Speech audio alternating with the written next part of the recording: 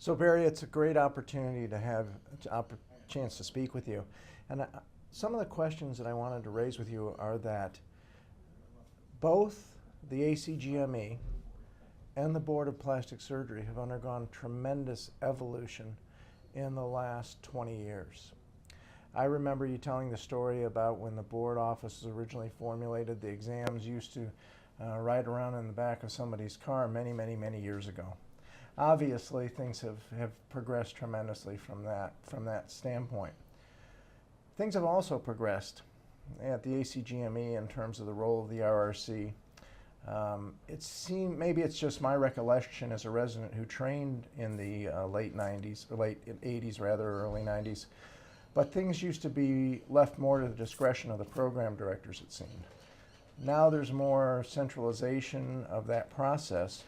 I'm wondering how you see the two institutions working together to benefit education going forward. I think that's an excellent question, Bob, and it really, in the last 20 years or so, as you said, there's been a much better communication between the ACGME and the American Board of Plastic Surgery. I don't know how the communication has been with other specialties, but in plastic surgery we've done much better, because traditionally the Plastic Surgery Board establishes the standards by which the training is done, and then the ACGME supervises the residency programs to make sure that the standards are being taught correctly, and that the residency programs are up to the standards of the ACGME, which are very rigorous. Mm-hmm. And one of the things I've learned over the years is that the ACGME standards are very complicated and difficult to follow, so that both at the institutional level and at the program level. So I feel that the communication between these two organizations is absolutely critical. I agree completely, and I think that one of the things that's happened, at least in the years that I've been involved with the RRC and now with the board, is that the two have moved together and they are working together towards a beneficial platform for education. That's an interesting comment, because I think we've talked about this before, where the board, at least at the Plastic Surgery RRC, the board and the American College of Surgeons both have ex officio members on the RRC. And I didn't know this, and I'm in this job about a number of years, when I was riding home on the train and reading the ACGME annual report, and I see that all the other specialties had their executive director as an ex officio member of the RRC, and I said, hey, what's wrong with us? I mean, we should do this. So that's when it sort of started. Right, and that's exactly when I transitioned in. That's exactly right. And you know, it was an interesting time, and I think that has really helped. You know, we used to spend a lot of time at board meetings and in credentials committees, and like you are chair of the credentials committee, I used to be chair of the credentials committee, and we'd be spending all this time trying to figure out, well, what's the ACGME going to say? What's the RRC going to say about this? What's the ACGME standard going to say about this? No, we didn't, and then we didn't know. We had to go find out. That's right. That this was very helpful. And certainly one of the things that has to be is that the two organizations or institutions, while moving independently, ideally it works best if they work in lockstep together in terms of defining training. Absolutely. Has to be that way. So one of the things that has come up in terms of education with federal policy change is the question of the number of residency slots, the number of medical school graduates, and the disparity that may exist between those in the not too distant future. So in other words, the number of American trained graduates, and certainly including international trained graduates, far exceeds the number of residency slots in the U.S. Not just cap slots, but total residency training slots that exist in the United States. And yet, that number is really solely determined by Congress. So I'm wondering how you think that this is going to evolve. Do you have any insight going forward how we're going to be able to provide residency training? And I know that's a little bit out of the purview of the board. It's more in the ACGME realm, but it's a responsibility of all of us, I think. I think a lot of it goes back to funding, and this is what you'd like to get at a little bit. I Right, think exactly. because the way the government works is that there's a National Academy of Sciences, which is a federal organization, and in that academy is the Institute of Medicine. The Institute of Medicine is a group of very accomplished people who study hard the problems in medicine and then try to come up with some conclusions.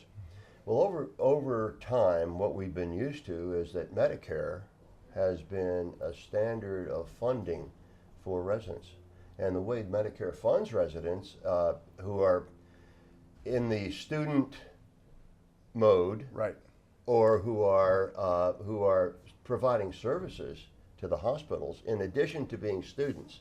So we have a dichotomy here between the student role of the resident to learn things and the service role of the resident to provide services. Right. And I think that's where we ought to go with this. And so Medicare Part A funds the hospitals to provide resource support, including salary, for residents.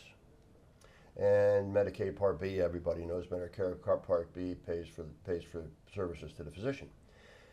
What's happening is, because of the significant concerns about expense in the healthcare world, the Institute of Medicine has studied very carefully how much should be going to the institutions that provide training.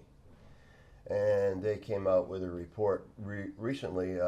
Chair of the Institute of Medicine Committee evaluating this is chaired by Gail Walensky, who used to be the executive of CMS, which runs Medicare. Right. So they are now saying that we have got to be careful in how many residents we fund for training, and in what specialties.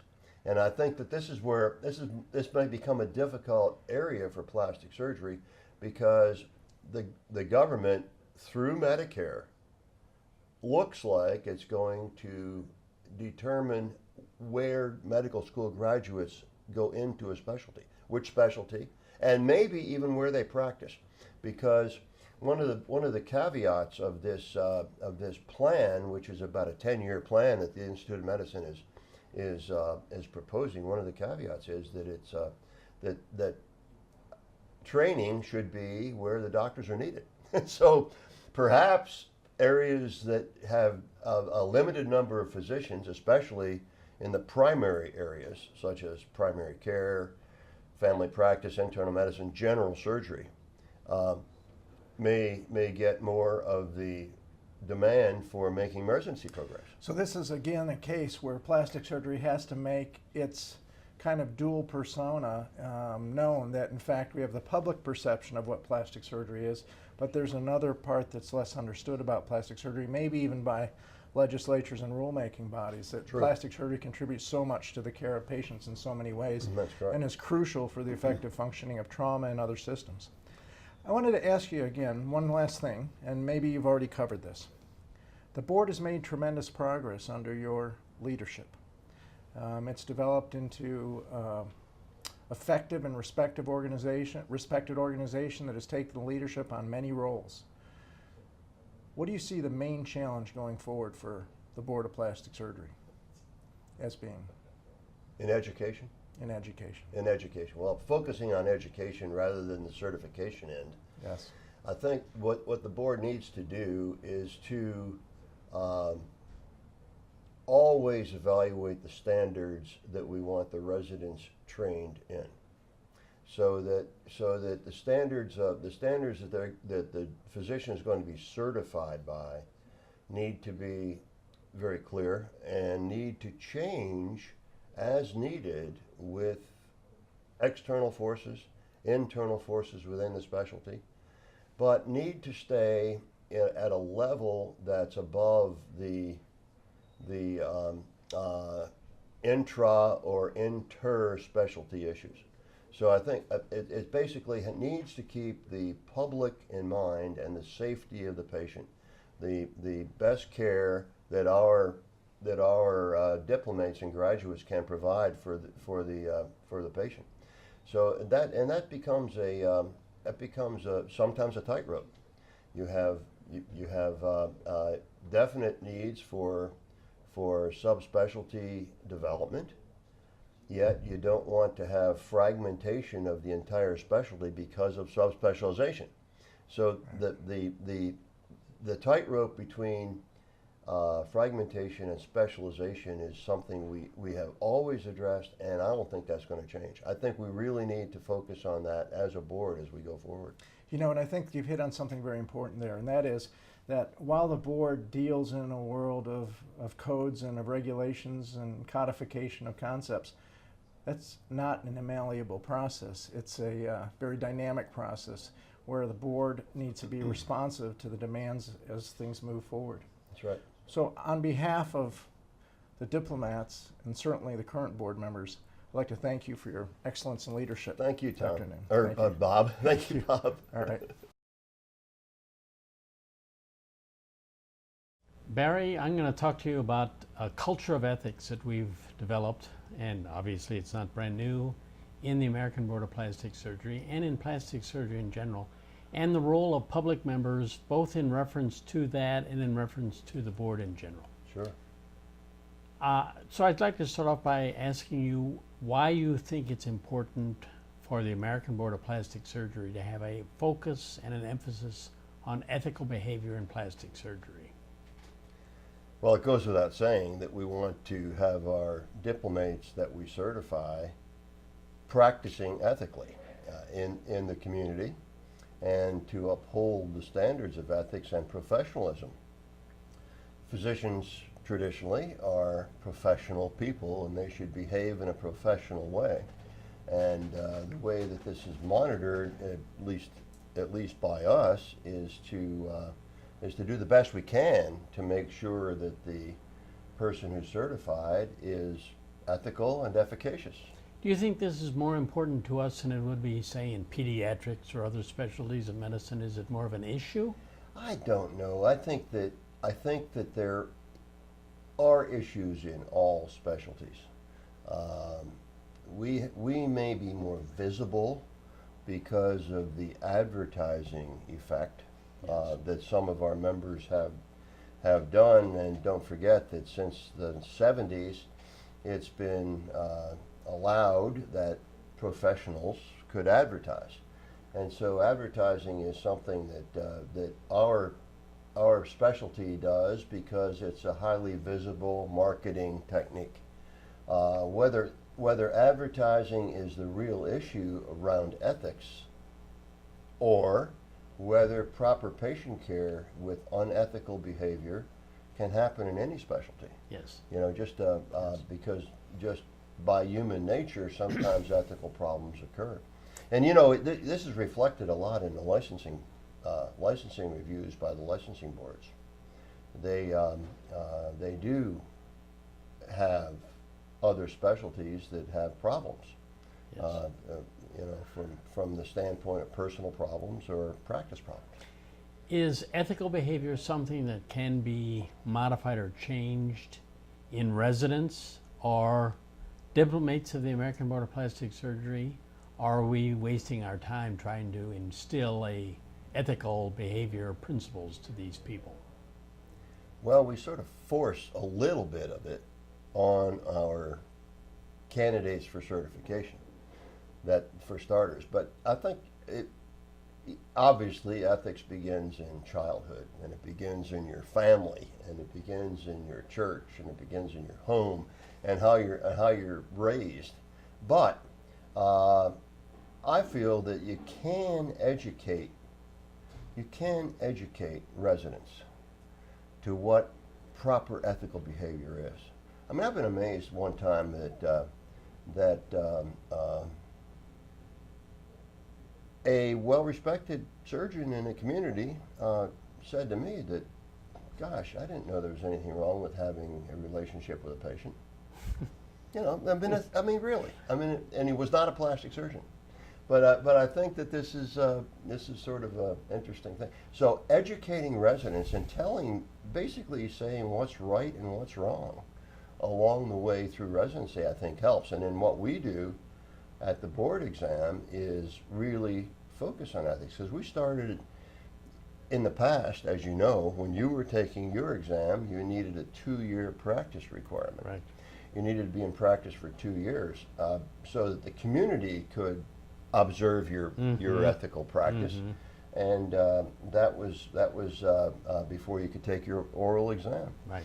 And now we shortened that in '99. The first year we shortened it was the exam in '99, in response to the fact that plastic surgeons felt they were being disenfranchised in the community because they didn't have their boards yet, and credentialing at hospitals and what have you. So we lost that edge a little bit in the late '90s. So now what we try to do is look at the way a candidate practices in his case reports, and what his practice is like, and in ethical care of patients. And it's not only billing. Billing is important, obviously, but it's other ways of taking care of patients. Well, I agree with you, because I've been amazed when I interview resident applicants for our program, how many of them are very happy to perform an augmentation mammoplasty for their church bazaar. And they don't understand why there's an unethical quality to that. They don't understand the doctor-patient relationship is key, because it sounds like a good thing to do. Their church has asked them, we're trying to raise money, would you donate Sure, I'd be happy to. Yeah. So I think what you say is true about educating. On the other hand, I think it's also true that if someone doesn't start out with a certain ethical basis based on their childhood and their upbringing, that it may be difficult to transform or change many people into what we would consider an ethical plastic surgeon. I think so. And you know, the experts tell us that it's difficult to change sociopathic behavior. Yes. You can educate people who don't know, such as offering a raffle for an augmentation mammoplasty. Right. If someone's told they can't do that, they won't do it again. I mean, that's basically that.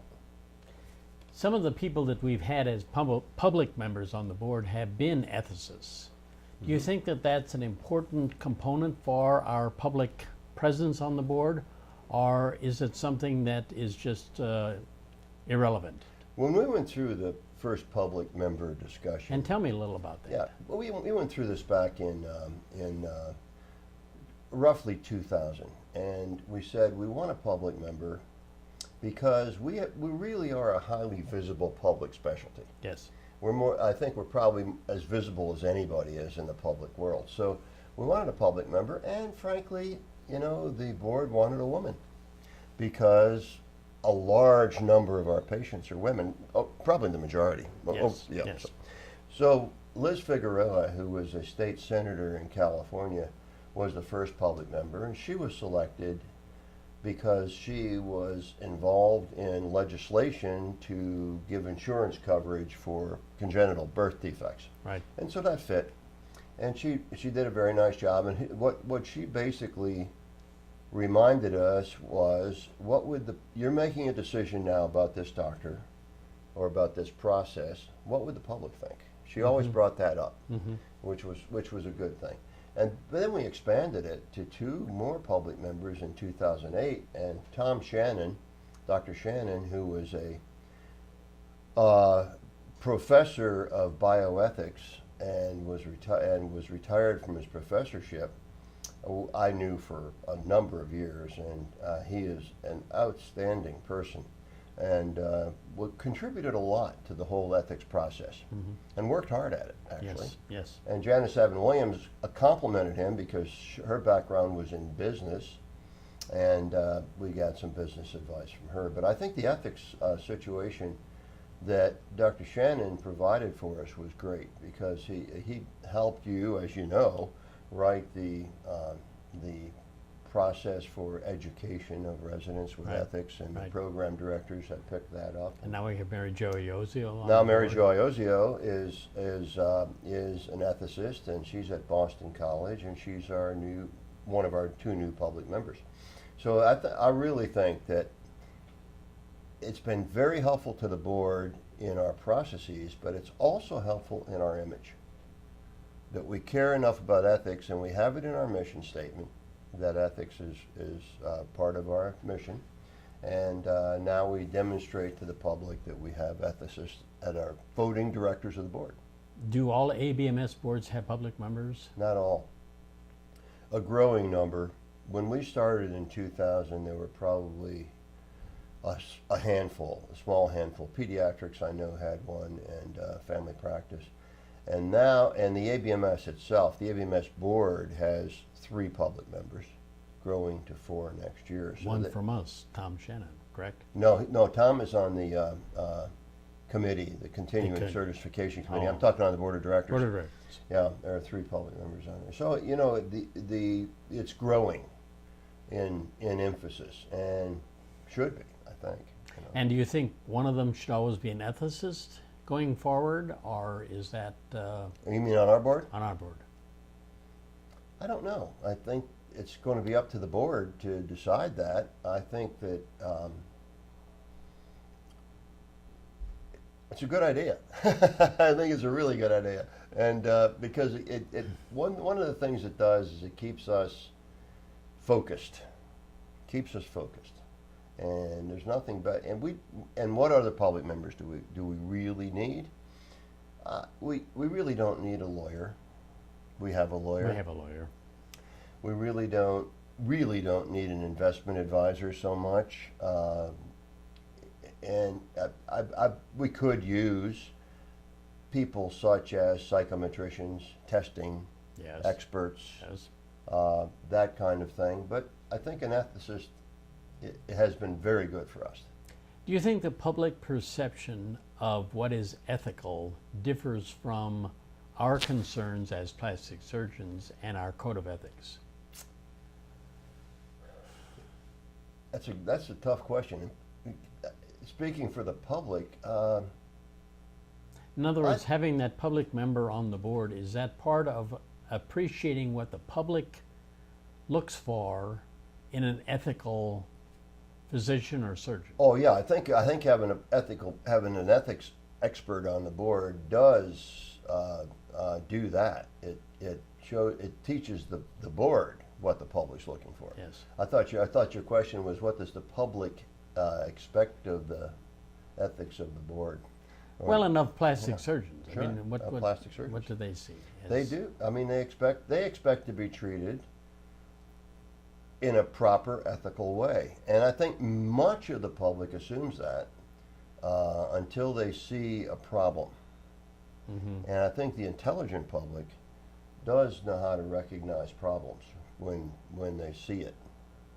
And they're looking probably for a little different thing than we are. In other words, we're looking for professionalism. We're looking for appropriate advertising, appropriate care of the patients. I think the patient is looking more for the stand-up, upright person who is also a surgeon and That's taking care of correct. them. That's correct. You know, they want to go to the right person who also is a surgeon or a pediatrician or Yes, whatever. any special. How long do we need to? This is usually like about 10 or Yeah, 20. sure. We 20 minutes or so. we can go on for a while about this whole thing. I think that one of the topics is you mentioned it already. We have a code of ethics, Yes. and we have a code of ethics that the board established in 2002, because the board prior to that had used the American Society of Plastic Surgeons Code of Ethics, which is fine and it's great for a membership organization, but it's a little different because the missions are Right. different. Right. So that we do take that seriously and got our own code of ethics, which is very similar, Sooner. but a little bit different, Yes. just because of the different missions. And the other thing the board really does with ethics is they look at in the realm of professionalism, the state medical boards are very careful, hopefully, at looking at problems with licensure. Yes. So the state medical boards vary in their degree of attention to the practitioner. You're in California. The California Medical Board is very, very detailed. They do a wonderful job, as does Texas and Why do I know this? Because I see all the That's I right. see these things coming in from the Federation of State Medical Boards. Right. California, Texas, Colorado are really terrific at looking at board. So what the board has done, and it's interesting because prior to the time that we started our own ethics review in this area, by 1999, the board was in existence since 1937. Right. So from 37 to 99, only 3 certificates were revoked. Mm. And once the Federation of State Medical Boards, which is a group of all the medical boards, once they started looking at a disciplinary notification system that came out to the boards directly, it became very obvious that all the boards needed to do something for these. And if your license was gone Yes. and you were in jail, Yes. you know, we really didn't want them to have a board certificate anymore. So we basically started revoking certificates tied with revocation of licensure. And now we're up in the high 70s, I believe about 79 Yes. number that Correct. we've revoked Yep. since that policy came, since that notification came. Prior to that, we only knew about it if the AMA told us about it, and they would find out usually through a state representative or something. It was very haphazard, and now it's very slick. And I really have to give credit to that disciplinary alert notification system to one of our previous board chairs, Steve Miller, who became the president of ABMS Yes, and right. worked carefully with the Federation of State Medical Boards to get this disciplinary alert really? system working Oh. by electronic means. Mm-hmm. Mm-hmm. So that came in the early 2000s, and Steve had a big impact on that, I think. Talk to me about the evolution of ethics over time. In other words, ethics, we think of it as kind of chiseled in stone. It really isn't. It evolves, it changes over time. It's a reflection of societal values, I think, and to some degree. How have we seen that change over time? Well, I'm no ethicist, so it's hard for me to pontificate about that. But the whole advertising. the culture of ethics has, I think, many gray areas Yes, because of the cultural changes. right. So I think what we need to do is what we have done is try to keep the culture of ethics in the forefront, merged with the culture of the community. Mm-hmm. And I think it has changed over time. I don't know whether we're any different from the local policeman. You know, he has everyone has a reason to want to look at things, but the gray areas are what I've learned from this whole thing is that there are very black and white issues. If you're arrested for a felony, that's pretty clear. Right. But there are some gray areas in ethics whereby, in the practice of medicine, that are hard to define concretely. Well, certainly advertising has evolved. I mean, at one time, Advertising advertising in medicine was absolutely considered unethical and unprofessional and was forbidden. And today, it not only is a possibility, it's actually gotten to the point where it's an embarrassment in some cases. Without really being unethical, it still does not display what we consider to be the really high level of plastic surgery practice. Yeah, I think that the advertising situation is something that we've studied quite carefully over the years, and is it empowering to the patient to have someone advertising I mean, you don't see someone advertising that they do pressure sores better than the guy next door. You know, That's true. You know, you see It's not a guys. competitive area. You see people advertising that they do facelifts better than the guy Yes. next door. Yes. So this is an area that focuses on plastic surgery, but surely bad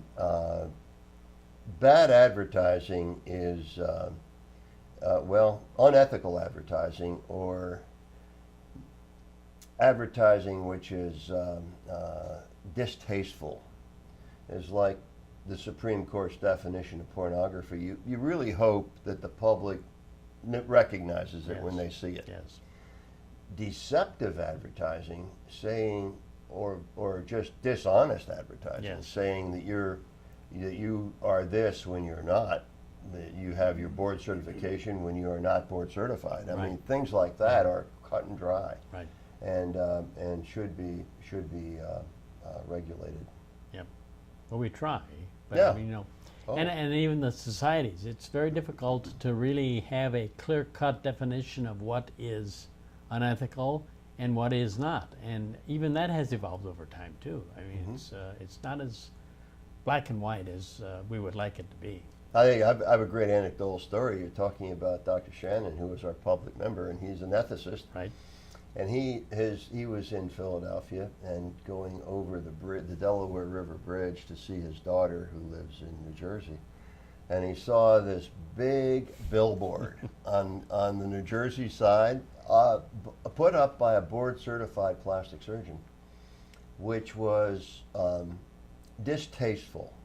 Whether it was actually dishonest or not, I can't remember.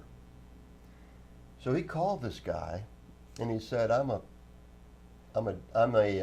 lay person. I'm not a physician, but I think you have a distasteful billboard." and he took it down. Oh, really? Yeah. Wow, we should have Tom call a lot more. He took it down. Tom said, "Do you think it's okay if I call this guy?" I said, "As a private citizen, you can do anything you want to do." We have several in the LA area that I'd like him to look at too. Maybe he could make some calls out there. Right. Well, this has been a great discussion of Yeah, ethics. I think it's a difficult thing to answer, because how do you test ethics? Well, we've struggled for years about whether we could test ethical behavior in a written examination, Right. and Right. it just is very difficult to do that, because the unethical person or the sociopath, they can read right through a question and they know what answer to put down, Yes. et cetera. Maybe even better than the ethical person Right. does. I would agree. I would So totally that agree. this has been tough. So we really need to rely on our oral examination process, and this is one of the reasons that we have the oral exam. One of the reasons is to see if this doctor practices safely and ethically. And it's interesting in giving the oral examination, in watching their reaction to the ethical, because some of the questions obviously have an ethical quality to them. And some of them, not that they're unethical, but they start to squirm, because this is not something, they're used to thinking about Correct. and dealing with. And all of a sudden they're confronted with this challenge to them in one way or the other, and you can see the difficulty and the discomfort. And the thinking that goes Yeah. into Yeah. it, and how do I answer this question? Because if I fail it, Right. but Right. there might not be a real answer to it. That's the whole point. Yeah. What the examiners want to see is how they think through these ethical. And there's no right or wrong answer. I mean, Not always. it's a lot of them can be defended in both ways. Yeah. It's just a matter of how you think about it. Right. Thank you very much. Sorry about my. Thank you for Oh. coming, Thank you, Barry, for Dr. everything. McGuire, and thank you for doing such a great job on the board in the ethics world, where you've done it in other organizations also. My pleasure, and it's.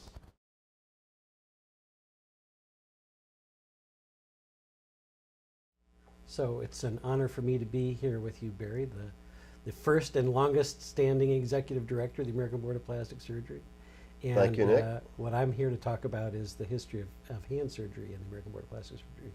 And you go back to the very beginning of that, as I recall, back in the early 80s. And it all started with the Hand Society. I Is that do. right? 1982. I was not on the board yet, but I was doing a little bit of hand surgery in those days, and I was in the Hand Society. So I remember the Hand Society was very interested in having organized hand surgeons take an examination and get certified in the individual specialties. And so the composition of the Hand Society was made up of orthopedic hand surgeons, plastic surgery hand surgeons, and general surgery hand surgeons. So the Hand Society in '82 went to the 3 boards and said, how about if we get a common examination that you all would take and go to the ABMS and get a sub-certificate, or in those days was called Certificate of Added Qualification, CAQ, Right. rather than a sub-certificate. So so get a CAQ at the ABMS, and then we would be able to really raise the quality of hand surgery, and recognize those who had taken the exam. So it took a while for that to work its way through the 3 boards, is my understanding. The 3 boards, yeah. That was an interesting time, and I don't know how it took a while. From '82, when the concept was first introduced, then a joint committee was appointed. Each board appointed a person to the joint committee to try to talk with each other and work it out. And George Reading was the American Board of Plastic Surgery's representative to the joint committee. And George subsequently has certificate number 1 of CAQ in surgery of the hand. And so he tried to work this out with orthopedics and general surgery. And the Plastic Surgery Board, the American Board of Plastic Surgery, decided maybe this isn't such a good idea, withdrew from the joint committee.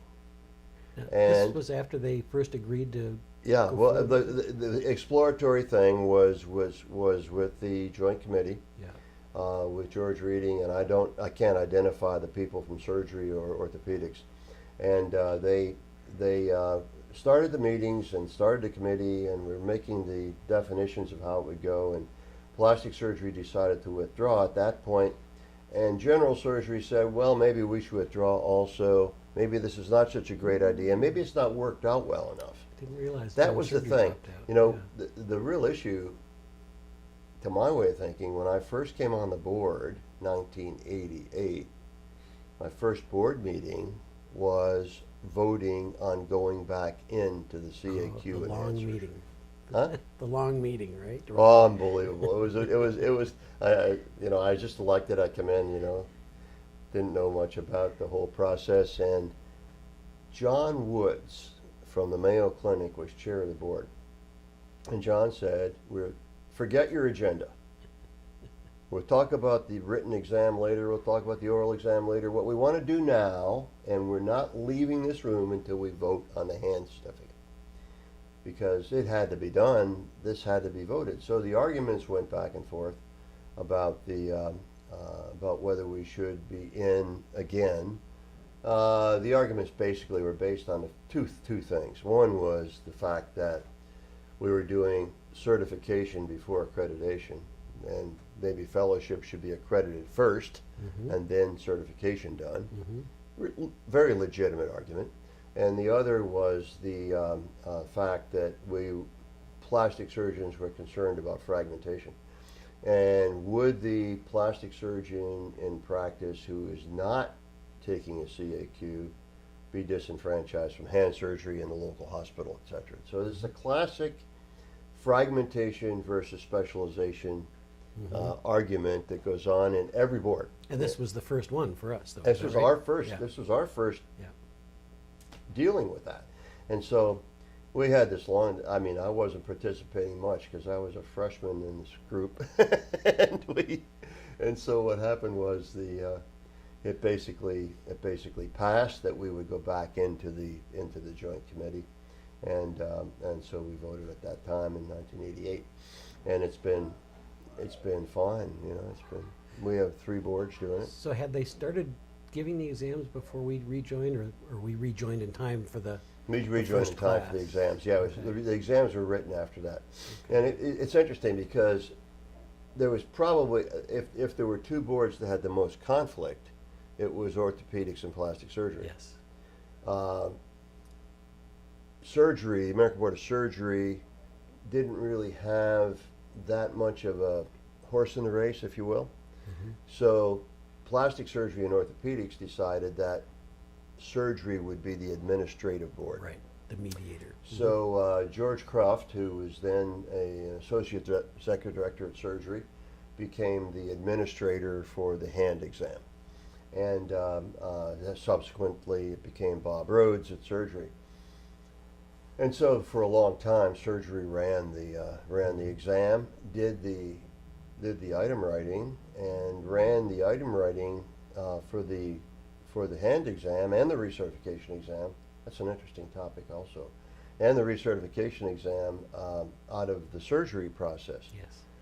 Then orthopedics, the American Board of Surgery got less interested in the hand.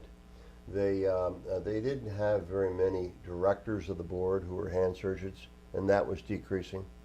And so they thought that it would be best if they were not the administrative agent anymore. So we had, at plastic surgery, we had so much going on at the time in all areas that we were kind of happy to have orthopedics take over as the administrative agent. Mm-hmm.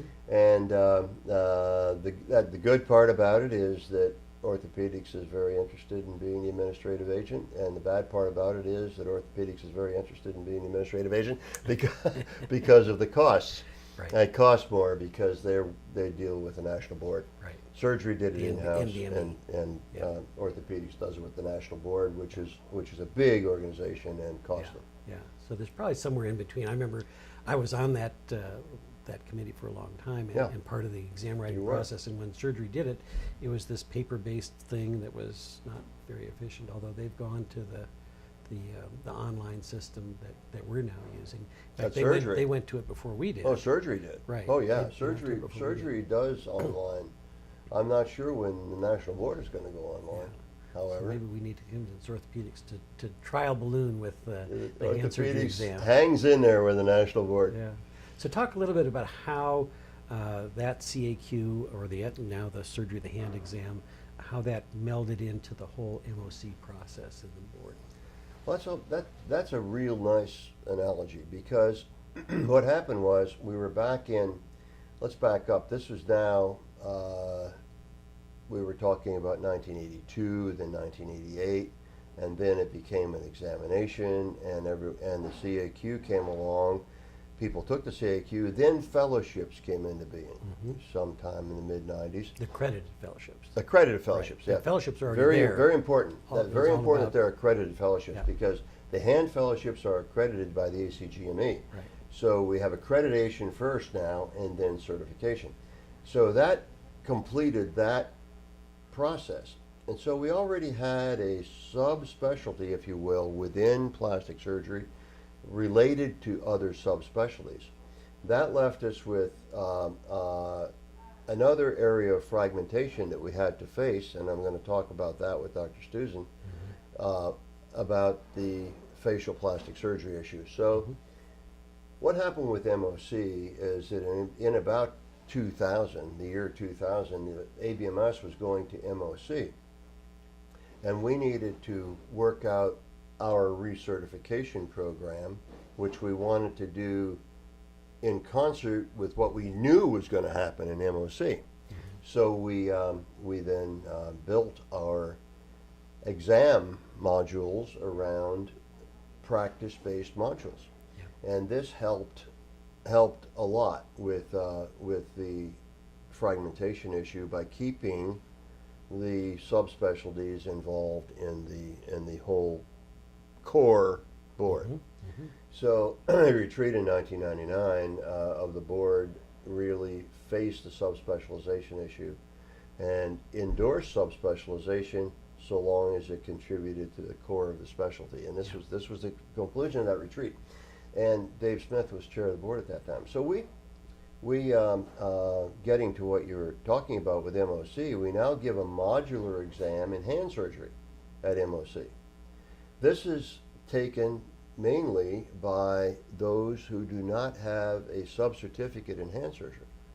So we have a plastic surgeon who is out in practice, who does a broad breadth of plastic surgery, who does a lot of hand surgery and is very important to the patient in hand surgery care, may take his MOC exam in hand surgery. Those who have done the fellowship and have accredited fellowship and have taken a certificate examination in surgery of the hand may use that certificate to use Satisfy for Part their MOC exam. So yes, it's modularly based in hand surgery, and the offshoot of that is we have modules in cosmetic surgery, in craniomaxillofacial surgery, and in comprehensive plastic surgery for doing it all. Yeah, and in hand surgery, we've actually used at least our Part 4 modules to further collaborate with orthopedics. So Yes. we're now developing joint modules that both boards can use. I think it's a pretty interesting model. That's helped, yeah, it really has helped. The orthopedics, frankly, has more practicing hand surgeons than we do, Yes. and more certified hand surgeons than we do. So when they do their recertification, we like them to do practice assessment modules, just like we do. And one of our key practice assessment modules is carpal tunnel surgery. Yeah. And so we combine with them, and they put cases into the And practice. it's an opportunity to get data between this much Good data, larger yeah. group that, That's correct. that we can use. Yeah. So I think, orthopedics has the same setup where you can use the SOTH exam for their Part 3, but they've added extra questions. We've kept ours clean. Yeah, it's interesting because orthopedics, because of their what I call verticalization, but subspecialization in their silos, and that specialty has, in surgery, has been on the forefront for subspecialization. And we got knee surgeons, we got hip surgeons, we got sports surgeons, we got all the guys in orthopedics doing that stuff. So, but they were concerned when they did their research and then MOC that they really wanted to recertify their people in orthopedic surgery and not specifically in it. So they require a part of their recertification exam is based on general orthopedic questions. We don't do that for our hand people who use the SOTH for recertification or maintenance of certification, but we do it for our modules within the recertification scene. Yeah. And I don't think surgery. I think surgery doesn't have any. They've discussed modular certification, but they don't Right. have it at all. But I will say that orthopedic hand surgeons are jealous of plastic hand surgeons because of what Well, we they certainly maintain are there. because they actually, the orthopedic hand surgeons that are doing hand surgery full time don't want to answer questions about pediatric spine problems. Yeah, yeah. So the other thing that we've done is we've been able to take advantage of our having representation on the American Board of Surgery and use that to leverage our position in hand surgery. Sure, when you think back to the early days, many of the when you take a CAQ, it's a certificate of added qualification to your primary board. And in the early days of the hand certificate, the CAQ, many of the people who took it were plastic surgeons because they had not yet been certified in plastic surgery. We had a 2-year delay. That was me. Yeah, right. Yeah. We had a 2-year delay before you could take the oral exam in plastic surgery. So you're already certified by surgery, and then you could take the CAQ by the American Board of Surgery. Yeah. And you just did that, and when it came around to recertification, you did it under the American Board of Surgery recertification program. But we've sort of have changed that a bit. Now with agreements with the surgery board, you can do it under the I maintained plastic. mine in surgery until last year when I That's switched right. over to Yeah, plastic surgery. Well, it's the same exam. Yeah. And the other thing about the exam that's interesting is that it's the same examination is given for primary certification as is given for recertification. Right. And it's given during the same time frame of the year, but graded differently, Yeah. Right. Different. which curve. is an interesting. Yeah. I think it's fine because the hand surgery is hand surgery, and the questions are good questions. Yeah. The other thing we've been able to do is if we appoint a ABPS member Right. who's a hand surgeon to surgery, then we actually have 2 seats at the table on the committee. So Now, we, the we joint outweigh, committee- orthopedics.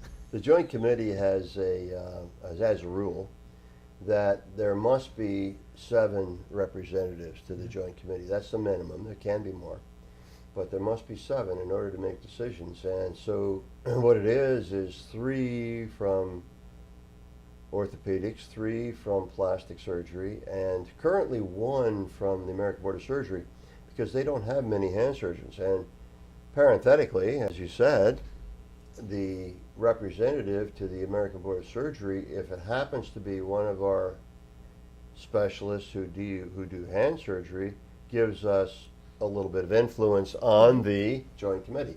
And I can think of consecutively Dr. Vetter, Dr. Chung, and Dr. Netcher, who are all certified by surgery and therefore are the surgery representatives to the joint committee. Yeah. That's a good thing. Yeah. So how would you compare the situation with hand surgery with facial plastic surgery? That's a good question. It's Processes started long ago, and it's the they've come to different fragmentation. ways. It's the fragmentation. How would I compare it? Well, it had a different stimulus.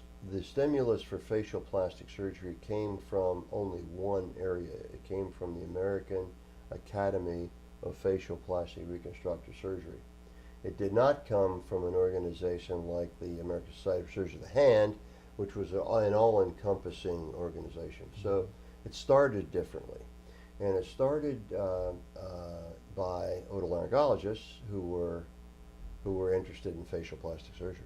And so it had a different genesis and never really involved plastic surgery much in the whole process. As a matter of fact, did not want to involve plastic surgery in the whole process. So that they did it also in a different way. They went to certification first before accreditation of fellowships. Now they're back years talking later about accreditation to fellowships. go to accreditation of fellowships, and we have, our specialty has voted to join them in this. Yeah. So what do you see as the future of hand surgery within plastic surgery, and specifically the board? Well, I think hand surgery is going to remain an integrated part of plastic surgery. It has to be, because I don't think that I think the techniques that plastic surgery has brought to hand surgery are going to even become more important as time goes by. Coverage procedures, composite tissue allotransplantation, these are grafting. I mean, this is a lot of plastic surgery is involved in it, and so that's going to continue to happen. The American Board of Plastic Surgery is going to continue to have the sub-certificate, is going to be involved with orthopedics and general surgery in the examinations. I think the biggest stumbling block that's coming up now is the oral exam for research. Orthopedics wants to do an oral exam for research. And they are doing this in hand surgery because they have to do it in all their other subspecialties. And so hand surgery is going to be an oral examination experiment starting in 2015, and maybe they'll go on with it as in hand surgery now, as the way they do their recertification. Whether the American Board of Plastic Surgery decides to do that or not is a decision to be made by other people in the future. I hope wise people. I hope wise people in the future, because I can't imagine. Now people who, the orthopedic people who are starting to do this now are concerned because they've got to collect all their cases, they've got to do all this work for case collection, they've got to do the whole thing, and many of them would rather sit down and take the test. Oh yes. Thank you I'm very sure much. they would. and I so know I would. yeah, I would too. I mean, I think that it's and besides, in plastic surgery, we have so few people at that high quality level who have finished hand fellowships. Yeah. Who's going to examine you? Yeah. Who's going to examine you? Yeah. Who's going to fail you? Nobody. It can't happen. So I just want to ask you a more general question, having worked with you for many years through the board. What's in your opinion? What's been the most enjoyable and rewarding aspect of being associated? most with the what? board? Enjoyable and rewarding aspect of being associated. My with the job? board. Your job. Yeah. The most enjoyable has been the opportunity to work with the greatest people in plastic surgery in the country. And to develop a special relationship personally with each chair, Mm-hmm. which has been tremendous. And if you count my time as a director, and it's been wonderful because I have a special relationship with every chair. And it's been interesting because I've never really had a conflict with any of the chairs. Yeah. I imagine it could happen, but I think it's part of that's you. it's been great, and that is terrific. Yeah. Most rewarding, hard-working thing probably has been introducing MOC into the specialty, and that's been a difficult, time-consuming process, which has now occupied about 14 years, and but it's rewarding, Yeah. and it's starting to pay off. So the most enjoyable has been my relationships with all of the people I work with. I mean, we have the highest quality practicing plastic surgeons in the country sitting on the board. Every 3 years we get 3 new ones Yeah. that are just as good as the old ones, Yeah. and these are wonderful, wonderful people, and that's what's been great. And it's very diverse. And Very diverse. After serving together, you're one. It's just an amazing experience. Just an Right. amazing experience. Wonderful. I just want to say for myself, spending these years working with you on the board has been certainly the most rewarding aspect of my career. It really has. So Well, I want to thank you. Barry. and we appreciate everything you've done, Nick, for sure. Thank you very much. Thanks, Barry.